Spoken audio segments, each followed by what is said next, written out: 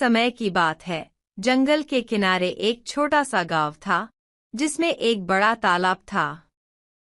उस तालाब में बहुत से मेंढक रहते थे।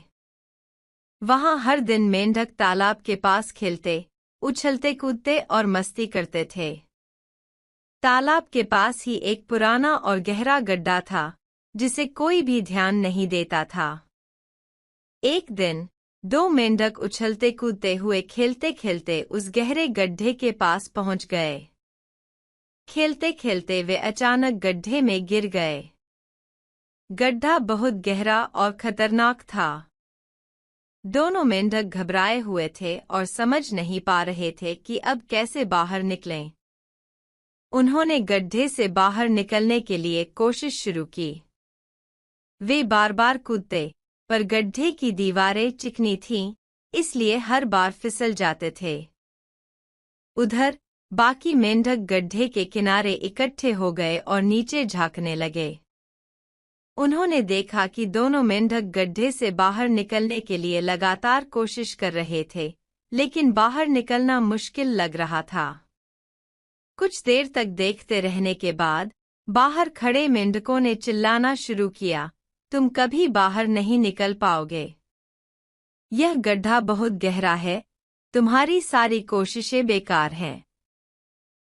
पहला मेंढक, जो गड्ढे में था, इन बातों से निराश हो गया। उसने सोचा कि अगर बाहर खड़े सभी मेंढक कह रहे हैं कि बाहर निकलना असंभव है, तो शायद वे सही ही होंगे। धीरे धीरे उसकी हिम्मत टूटने लगी। वह अंदर से हार मानने लगा और कुछ देर बाद उसने कोशिश करना ही बंद कर दिया। उसने सोचा कि अब कोई फायदा नहीं है और गड्ढे में बैठकर अपनी मौत का इंतजार करने लगा। दूसरी ओर दूसरा मेंढक लगातार कोशिश करता रहा। वह बार बार ऊंची छलांग लगाता, लेकिन हर बार फिसलकर वापस नीचे आ जाता। गड्ढे के किनारे खड़े मेंढक उसे रोकते हुए कह रहे थे, क्यों बेकार की कोशिश कर रहे हो? तुम भी हार मान लो।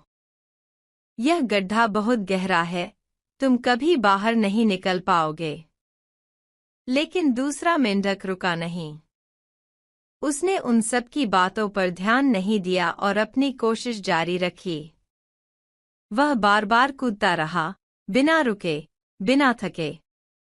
उसका आत्मविश्वास बना रहा और वह हर बार और ज्यादा जोर से छलांग लगाने की कोशिश करता रहा। आखिरकार एक बार उसने अपनी पूरी ताकत से छलांग लगाई और वह गड्ढे के किनारे तक पहुंच गया। बाहर खड़े सभी मेंढक चौंक गए। वे हैरान थे कि उसने इतनी कोशिशों के बाद भी हार नहीं मानी और बाहर निकल आया।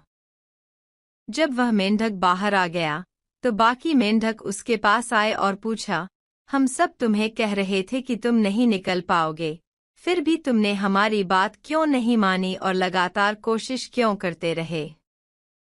तब उस दूसरे मेंढक ने उनकी बात समझी और बोला, मुझे माफ करना, मैं बहरा हूँ। मुझे लगा कि आप लोग मुझे हौसला दे रहे थे, इसलिए मैं और भी जोश के साथ कूदता रहा। मैंने सोचा कि आप सब मुझे प्रोत्साहित कर रहे हैं कि तुम कर सकते हो, इसलिए मैंने हार नहीं मानी और आखिरकार बाहर आ गया।